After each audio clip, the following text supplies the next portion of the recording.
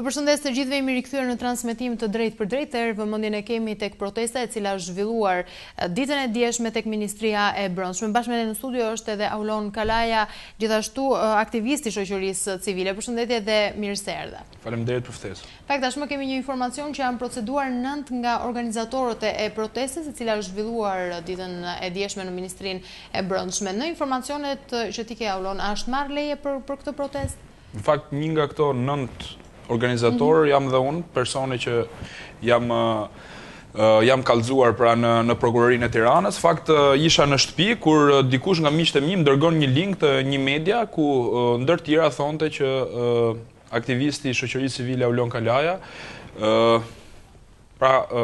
i është dërguar një kallëzim penal, po themin, prokurorinë e Tiranës. E para herë nuk janë 9 organizatorë, sepse nuk ndodh kjo gjë. Në një shkresë ligji për tubimet nuk mund të qosh 9 emra që organizojnë një protestë. Është një person që është organizator dhe personat e tjerë, një apo dy pas personit parë, mund të jenë persona mbështetës. Unë nuk kam qenë organizator i kësaj proteste tek Ministria e Punëve të Brendshme ditën e djeshme. Kam qenë në një pjesëtar i kësaj proteste, si gjithë tjerat, dhe kam mbajtur në dorë një pankart ku thoja që kuksianët janë ende në burg, ndërsa Tahiri lirohet nga burgu. Kjo ka qenë pak a shumë. Ndjenin time nuk është thirrje antikushtetuese, paktën në demokraci, ndoshta në një sistem tjetër diktatorial mund të jetë thirrje që intimidon qeverinë, është një thirrje demokratike. Unë jam shumë i kujdesshëm nëpër protesta, sepse kam qenë organizator i shumë protestave në Shqipëri. Mund të them që kam bërë më shumë protesta se të gjithë shoqatat e tjera të mara, megjithëse unë s'kam një shoqat, unë jam thjesht një aktivist i shoqërisë civile dhe faktikisht u habita nga ky kallëzim penal nga ana e policisë Tiranës, i çuditshëm, sepse unë nuk kam qenë organizator, madje nuk kam qenë as person mbështetës që kam dërguar leje në polici. Përsa i përket pyetjes tuaja, ka pasur leje apo jo, ndjenin time, unë e di që policia, jo, sipas ligjit më saktë, subjekti apo personi që kërkon të organizojë një protestë dërgon një njoftim në drejtorinë e policisë Tiranës, në këtë rast sepse protesta u zhvillua në Tiranë. Unë kam bërë protesta edhe në qytete të tjera të Shqipërisë, kështu kam vepruar, dhe policia merr masat, sigurisht mund të dërgojë ndonjë njoftim policia ose ndonjë shkresë ku thuhet për plotësimin e dokumentacionit e tjerë, dhe ndjenin time dhe nga kontakti që unë kam pasur me kryetarin e forumit rinor të Partisë Demokratike, zotin Belind Kolliçi, i cili më ka kërkuar që unë të jem në atë protestë të flas në lidhje me këtë çështje. Sigurisht që kjo varet në dorën time nëse unë do të isha pjesë e protestës apo jo, duke vlerësuar se jam qytetar i lirë dhe kam ngritur zërin gjithmonë ndaj padrejtësive, jam bërë pjesë e kësaj proteste, madje kam marrë dhe megafonin dhe jam kallëzuar penalisht vetëm për faktin që unë kam folur në këtë protestë. Faktikisht, në fakt në njoftimin e policisë thuhet se të proceduarit kanë organizuar, por edhe kanë manifestuar në mënyrë të palishme. Në cilën pjesë ju e keni shkelur ligjin gjatë protestës? Ligji për tubimet thuhet në rast se ti je organizator dhe mbledh një protestë të palishme, atëherë ti mund dënohesh me gjob apo me disa muaj burg. Ndërkohë që unë nuk jam te kjo kategori, por nga ana tjetër nuk jam as te kategoria e dytë që thot ligji për tubimet, që flet për mund të procedohen edhe pjesëtarët e një proteste, të cilët nuk shpërndahen pasi policia i bën me dije se kjo protestë nuk është e lishme. Në asnjë moment, Brikena, policia ditën e djeshme nuk ka folur me megafon. Është detyrim ligjor, e detyron ligji për tubimet që policia e shtetit, efektivet e policisë që janë pjesëmarrës në protestë për mbarvajtjen e asaj proteste ose për shpërndarje në këtë rast, nuk ka folur me megafon. Që do të thotë, në rast se ka një video, kanë qenë 14 kamera ditën e djeshme, madje televizioni juaj ka transmetuar edhe live, në rast se ka një policë që ka marrë megafonin dhe na ka kërkuar neve si protestues thjesht që të shpërndahemi, atëherë unë sigurisht tërhiqem dhe do kërkoja falje publike, sepse unë jam njeri publik dhe mbante me deklarata publike. Pra, kjo nuk ka ndodhur, policia nuk ka dalë aty për të na kërkuar që ne të tërhiqemi dhe të shpërndahemi për shkak se protesta nuk ka pasur konfirmimin e policisë. Përderisa kjo nuk ka ndodhur, atëherë ku mund ta di unë që kjo protestë ka pasur apo s'ka pasur leje, ndërkohë që siç e përmenda më herët, unë kam marrë informacion paraprak, përderisa kam qenë një nga folësit e protestës, e kam marrë megafonin pra dhe kam folur aty, kam pyetur kryetarin e FRPD-s, i cili ka thënë që ka dërguar shkresën mund verifikohet në polici me numër protokolli 45 një ditë përpara protestës dhe 45 fraksion 1 ditën e protestës në orët e para të mëngjesit dhe policia ka qenë e njoftuar. Pra edhe kjo po themi, ky pretendim është absurd nga ana e policisë dhe sigurisht që këtu mund të ketë probleme tjera pastaj. Ndoshta këta kanë dashur të më intimidojnë sepse un kam qenë pjesë e shumë protestave këtu në Shqipëri, por kanë bërë një gabim sepse mund kishin proceduar në ndonjë protestë tjetër ku un kam qenë organizator, kësaj radhe nuk ja kanë qelluar, por me që un jam bërë domethënë kontingjent i protestave në Shqipëri dhe i kanë rënë. Ju besoj në këtë rast do të bëni një kallëzim penal, duke qenë se keni marrë një procedim që ju e quani që nuk është bërë drejtësisht ndaj jush, pasi nuk keni qenë fakte dhe organizatori i kësaj proteste. Unë s'kam qenë organizatori i protestës dhe nga ana tjetër nuk kam marrë njoftim nga policia që protesta është e palishme. Pra, që në këto momente ky kallëzim penal ndaj meje është nul. Që do të thotë, unë sapo kam marrë vesh këtë njoftim, kam lexuar bazën ligjore për çfarë bëhet fjalë në kallëzimin penal ndaj personit tim, sepse është dhe prishje imazhi, faktikisht unë jam gazetar dhe aktivist i shoqërisë civile, nuk kam marrë ndonjëherë kallëzim penal në jetën time, kam bërë shumë protesta, aq protesta që saqë me shaka në statusin tim e thoja që efektivët e policisë nuk i kanë ngrënë çapa buke, kështu që e parë këtë këndvështrim unë gjykoj që ditën e nesërme do të dërgoj një kallëzim penal ndaj personit që ka nënshkruar dokumentin shtetëror, i cili është falsifikuar në këtë rast. Këtë pikërisht ma imponon ligji, bëhet fjalë për kodin penal, neni 305, i cili thotë që krijimi i provave treme që kanë të bëjnë me ndjekjen penale, pra krijon prova treve për të më ndjekur mua penalisht. Atëherë, personi që ka nënshkruar dokumentin zyrtar, dokument shtetëror që e ka falsifikuar në këtë rast dhe ka dhënë detaje, po themi apo prova të rreme, ka mbledhur prova të rreme ndaj meje, sigurisht që do të kallëzohet penalisht nga ana ime në prokurorinë e Tiranës. Jo, nuk kemi marrë njoftim nga prokuroria në lidhje me këtë çështje, unë do të shkoj vetë dhe do të kallëzoj personin fjalë, sepse siç e përmenda më herët, nuk kam qenë as organizator, as pjesë, po themi, që policia i është drejtuar për të ikur nga tubimi. Dhe që është më e rëndësishmja, po ta shikoni me vëmendje, protesta është zhvilluar anash Ministrisë së Punëve të Brendshme. Për gjithë ata që e dinë, është pjesa e pedonales. Dhe aty ka disa pilota që nuk ka kalim makinash, pra nuk është bllokuar rruga fare. Në rast se policia do kishte pretendime që mund të jetë bllokuar rrugë etj. Aty nuk ka pasur fare bllokim rrugë. Edhe kur jemi shpërndar, kur është shpërndar protesta, un kam shkuar të pi kafe, kemi ecur nëpër trotuar, as kemi ecur nëpër rrugë etj. Pastaj nuk ishte një protestë me 100. Në rastin se merret një leje për protestën, a është e lejueshme edhe të bllokohet rruga? Po patjetër që është e lejueshme të bllokohet rruga. Ishte me leje kjo protestë apo jo? Atëherë, policia e Tiranës, Drejtoria e Policisë Tiranës, ndjenin time është njoftuar nga ana e Partisë Demokratike, nga ana e Forumit Rinor të Partisë Demokratike se do të ketë një protestë me simbolika, përgjithsisht aty kishte gomone, kishte disa thirrje, kishte koka peshku, kishte vezë që janë hedhur, pra kjo ishte protestë simbolike, sepse protesta e madhe u bë me datë 26 maj. Kjo ishte një protestë, e cila do të zhvillohet edhe sot një protestë në ndjenin time në orën 19:00, po tek Ministria e Brendshme, ku do të shfaqet seriali Narkos, e organizuar nga Forumi Rinor i Partisë. Po janë protesta simbolike që do të thotë nuk mund bllokosh rrugën tim me 100 apo me 200 persona. Dhe fakti që Ministria e Punëve të Brendshme ndodhet në atë pozicion tek pedonalja, atëherë ajo ty të jep lehtësira për një protestë, po themi, që mos bllokosh rrugën. Dhe kështu ndodhi edhe ditën e dieshme. Fakti sepse këta mund të kenë goditur mua në këtë rast, tregon që unë jam marrë pak a shumë me policinë, jo vetëm kohët e fundit, po themi, por në mënyrë permanente. Por kohët e fundit ka pasur dy probleme. Kur bëhet ky procedim bëhet për rastin konkret, për këtë protestë apo i referohet edhe protestave të mëparshme? Jo, nuk i referohet protestave të mëparshme, por ne e dimë se si funksionojnë gjërat në Shqipëri, pra. Kush ka folur në lidhje me rastin e Korçës, një 27 vjeçar që vinte nga komuniteti rom, e ne aftoi, i pa mbrojtur, u vran komisariatin e policisë Korçës. Mund të kem qenë gazetari i vetëm dhe aktivisti i vetëm që kam ngritur zërin për këtë çështje. Dhe jam kujdesur për atë familje. Kur erdhën edhe në Tiranë, un kam bërë problem. I kam shtyr familjarët e viktimës sepse nuk i lejonin të hynin në ambientet e brendshme të Ministrisë Brendshme. Askush nga Ministria e Brendshme nuk i priti ata.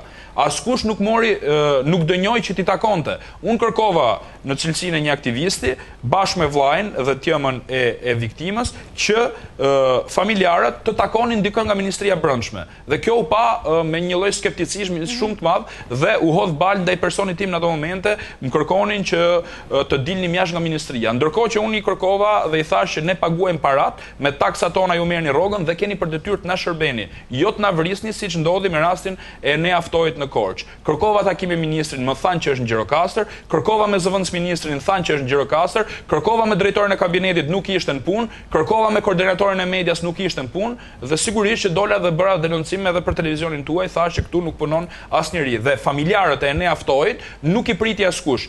E vranë në Korçë dhe nuk i lanë të qanin.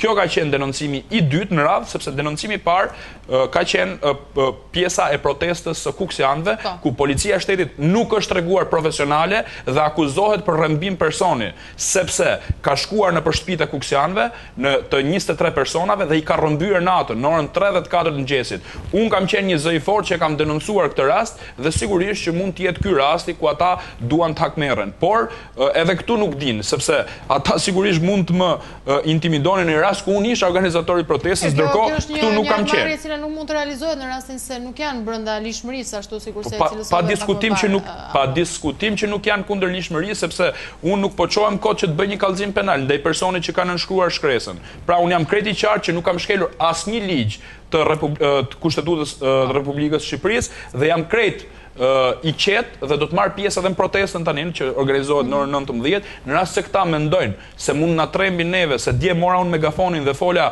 kundra ministrave, cilët kanë vëllezrit apo kanë kushërind, apo kryeministrit që ka vllajën që lidhet me trafiqe droge të supozuar etj, atëherë këto ta harrojnë që unë mund ndalem nga kjo rrugë, sepse unë kam denoncuar që në rastin e armëve kimike në Shqipëri kam qenë proteste, kemi gdhirë para kryeministrisë, për rastin e importit mbetjeve, kemi luftuar për çështjen e velierës, për marrëveshjen e detit me Greqinë, për hidrocentralin e Poçemit. Doni më protesta që janë bërë në këtë vend.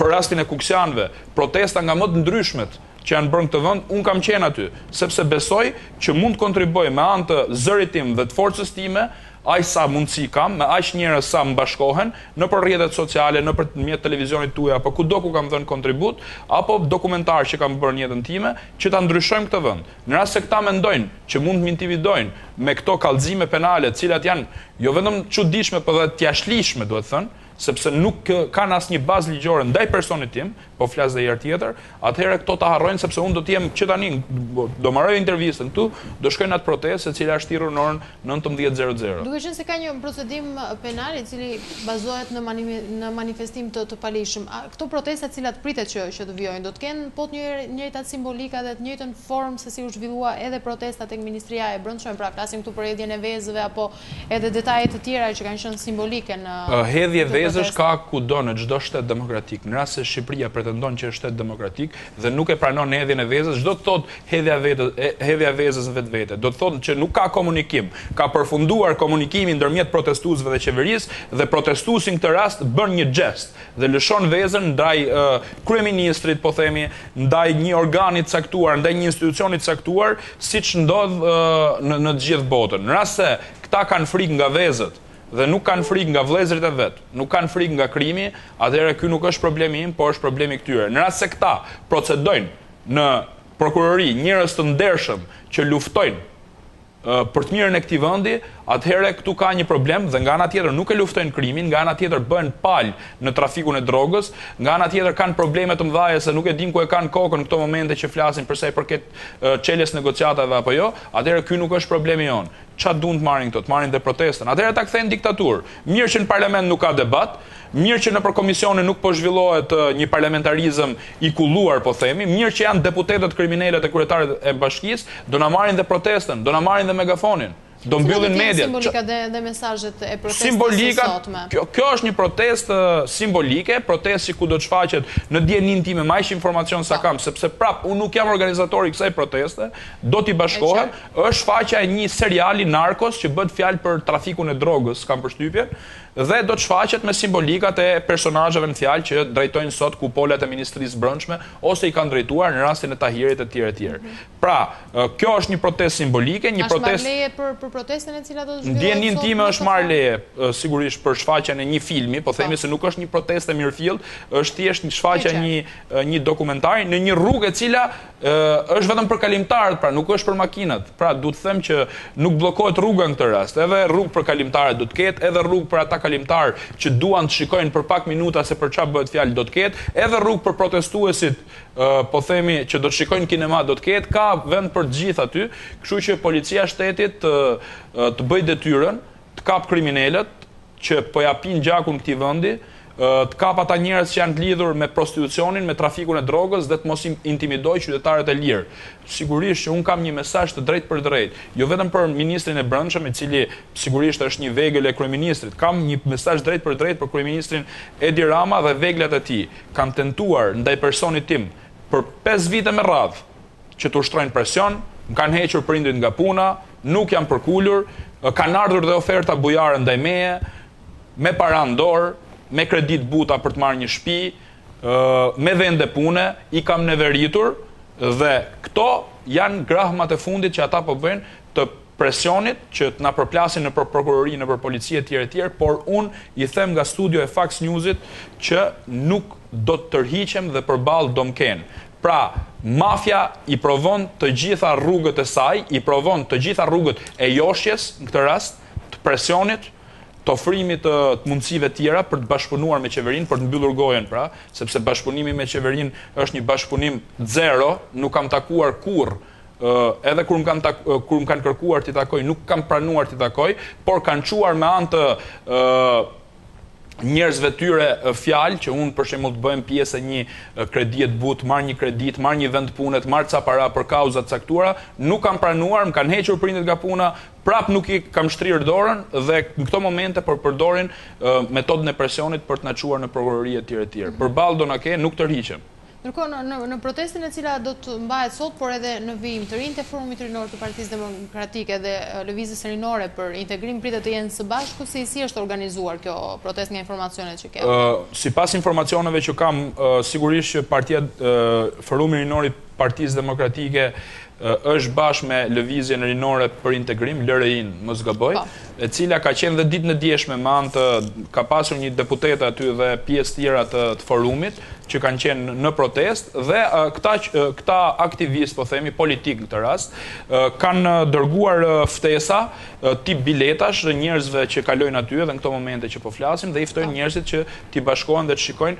Pra është në një farë mënyrë demaskimi i Ministrisë Brendshme. Edhe ti vetë, Aulon, nuk e bërë thirrje disa herë të rinjve që të lënë Facebookun dhe t'u drejtohen protestave për kauzat të ndryshme.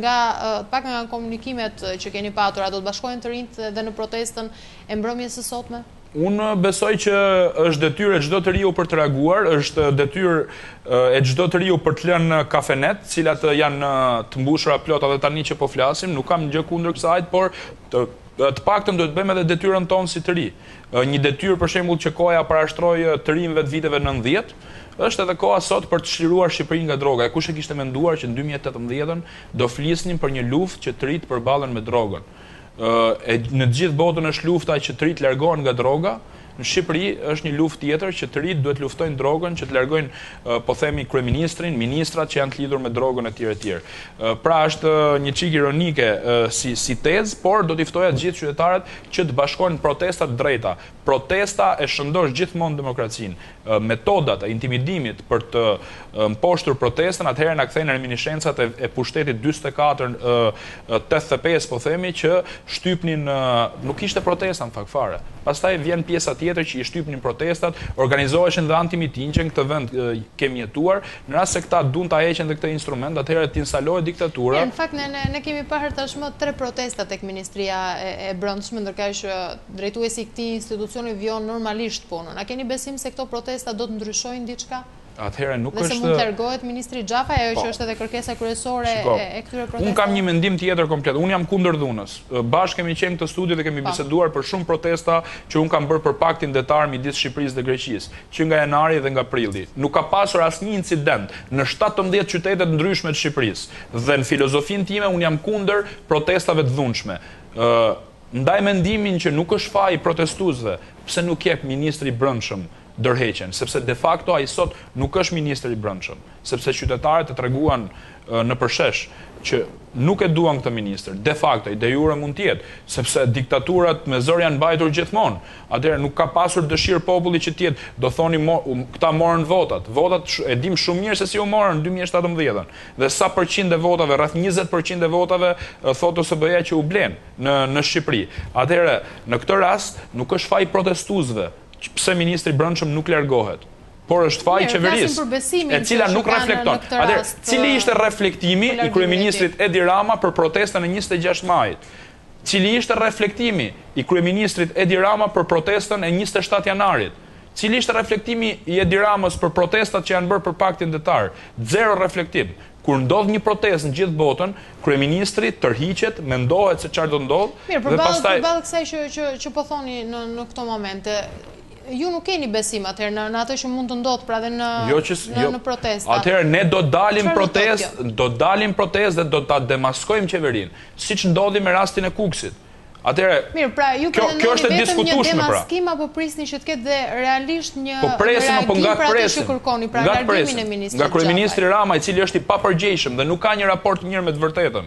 Ai duhet të jep tek dorëheqjen vet. Në rast se dy ministra akuzohen për trafik droge, do të ishte detyra e Edi Ramës që të jepte dorëheqjen, sepse unë personalisht nuk kam kërkuar dorëheqjen e Fatmir Xhafës. Unë kam kërkuar dorëheqjen e problemit më të madh të vendi, që është kryeministri i Shqipërisë Edi Rama, i cili nuk dika të zgjedh një ministër të brendshëm, ose i cili i qellokan ministrat e brendshëm me lidhje me drogën.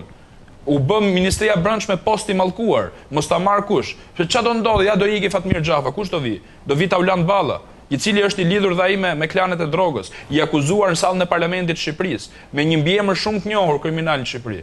Atëherë çfarë ndodh në këtë rast? Pra, nuk është problemi ministrave të brendshëm, të cilët do ndrohen. Problemi këtu është kryeministri. Ai është problemi më i madh i këtij vendi. Dhe unë kam qenë ai person i cili kam kërkuar edhe opozitës përpara se të zhvillojë protesta, e cila nuk e kishte ndarë mendjen ku do të zhvillojë protesta, tek Ministria e Brendshme apo tek Kryeministria. Dhe unë kam thënë që protesta duhet të jetë tek Kryeministria. Nuk kemi punë ne me Ministrinë e Brendshme. Ajo është një vegël e kryeministrit. Ai është emëruar nga kryeministri. Ky ka qenë statusi që kanë bërë në rrjetet sociale dhe thirrja ime, dhe sigurisht që protesta u zhvillua përpara kryeministrisë. Në rast se do të zhvillohej tek Ministria e Brendshme, unë jam njeri i lirë, i them mendimet e mia. Nuk do të kisha shkuar fare aty në atë ministri. Ministria e Brendshme është, po themi, pasoja e kësaj. Shkaku kryesor është kryeministri Edi Rama. Mirë, ndërkohë ditën e nesërme pritet të ketë edhe një seancë plenare e cila nuk do të vijojë punën normalisht, paktën sipas asaj çka ka thënë edhe opozita. Cili do të jetë ndërkohë edhe hapi juaj i radhës? Kur pritet që të ketë një protestë tjetër? Si do të vijojë? Brikena, ne jemi në bisedime me qytetarët, diskutojmë shpesh, jetojmë këtë vend, pim kafe këtu, dalim, takojmë njerëz, dhe njerëzit sigurisht që kanë akumuluar shumë padrejtësi.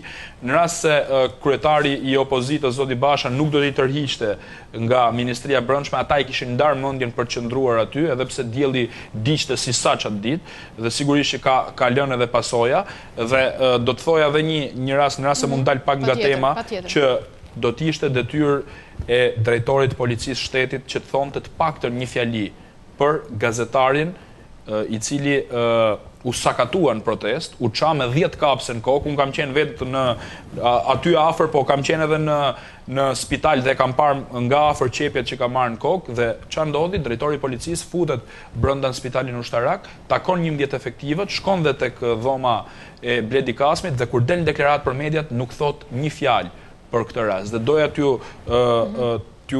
zbardhja dhe një debat që ka pasur aty, teksa ka vizituar gazetarin Kasmi, i ka thënë familjarëve që e keni gabim se Zoti Kasmi nuk është qarë në kokë me shkop gome. Nuk ka mundësi që shkopi gomës ta çaj kokën e një njeriu. Dhe i ka thënë dikush pastaj, motra e gazetarit i ka thënë që ta provosh njërin kokën tënde se çfarë bën shkopi gomës, se mund të lejë edhe budalla. Pra, atëherë unë kërkova edhe nga kjo studio që ai duhet dilte të thonte një fjali.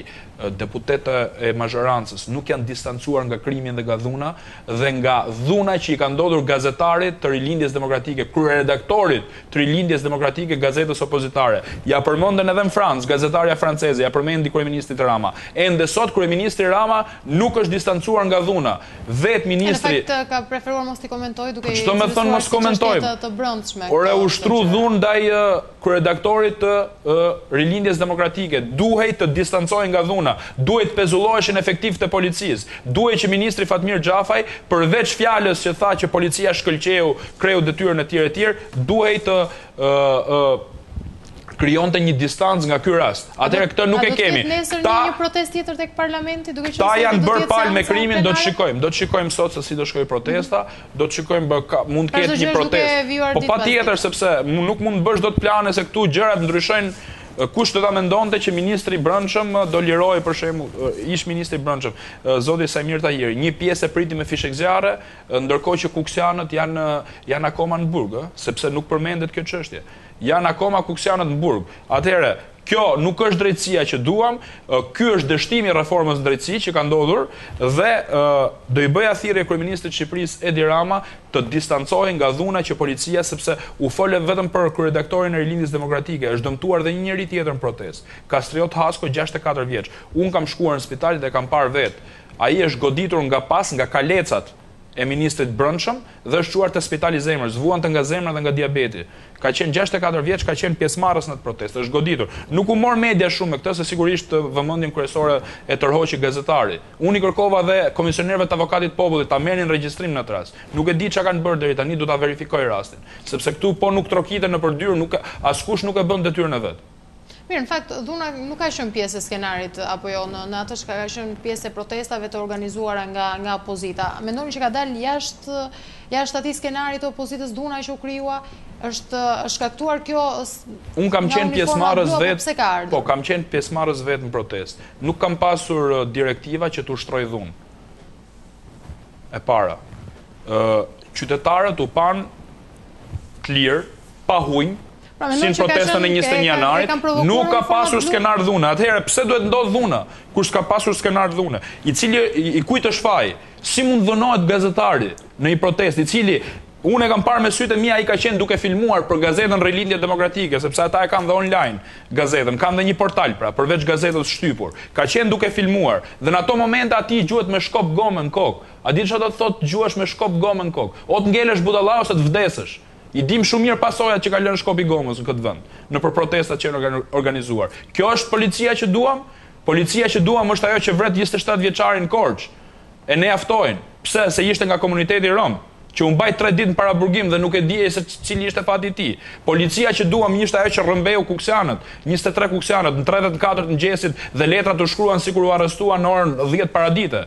Cila është policia? Atëherë duhet të ketë një reflektim. Në rast se policia lehet e lirë në këtë lloj mënyre, atëherë skenari grek nuk është asgjë. 171 persona shqiptar janë vrarë në Greqi nga dhuna që kanë nëpër komisariate. Ne e duam policinë që të shkojë drejt një arbitrariteti si në shtetin grek, se unë jam personi që kam denoncuar se çka ka ndodhur me shqiptarët në Greqi. Po ja ku erdhi rasti që denoncoj dhunën që ndodhi në Korç, që u vra një 27 vjeçar. Mendoni se do ta donte mazhoranca dhunën në këtë protestë, duke qenë se ne jemi tashmë edhe pranë hapjes së negociatave? Mendoj që ka pasur tentativa për një skenar i cili të thonte që protestuesit provokuan policinë etj dhe me këtë lajm ata të kalonin që opozita, po themi, apo protestuesit nuk e duan çeljen e negociatave etj. Ndërkohë që si ishte fare ky qëllimi. Unë për shemb personalisht nuk kam dalë në protestë. Po s'kam dalë në protestun për kundër çeljes negociatave. Kjo është një idiotësi e madhe. Madje unë kam qenë aty dhe kam thirr disa herë, lironi kuksianët dhe duam Shqipërinë si gjithë Europa. Ç'lidhje ka kjo me pjesën e dhunës në për protestë etj. Nuk është ushtruar dhunë nga ana e qytetarëve. Kush ushtroi dhunë? Gazetari i Rilindjes Demokratike apo Kastriot Hasko, 64 vjeç. Më vjen keq tani. Këta janë persona të dëmtuar. Ç'a është ushtrimi i dhunës? Që u hodhën 4 flakadan apo u hodhën 20 vezë drejt godinës. Këto janë gjeste. Këto janë simbolika që përdoren çdo protestë. Kjo është e turpshme. Dhe do i bëj thirrje. Ne shpresojmë në fakt që të paktën protestat e radhës mos të jenë me dhunë, patjetër. Po sigurisht të shpresoj dhe unë, sepse në filozofinë time të bërit protestë nuk kam ushtruar ndonjëherë dhunë dhe nuk më është ushtruar faktikisht. Përveç një rasti kur kemi gdhirë tek parlamenti për çështjen e mbetjeve në Shqipëri, që i kanë thyer dorën një aktivisti nga Lushnja, që i kisha marrë në protestë Oltion Zakës. Vetëm në atë rast ka pasur, pjesa tjetër kemi pas marrëdhënie korrekte. Madje policët vetë më kanë falendëruar se si e kanë mbajtur protestën edhe patriotike, që është një kurth në vete, protesta patriotike që degeneron në dhunë, sepse digjen flamuj, hidhen thirrje raciste dhe antikushtetuese etj dhe kemi mbajtur kështu.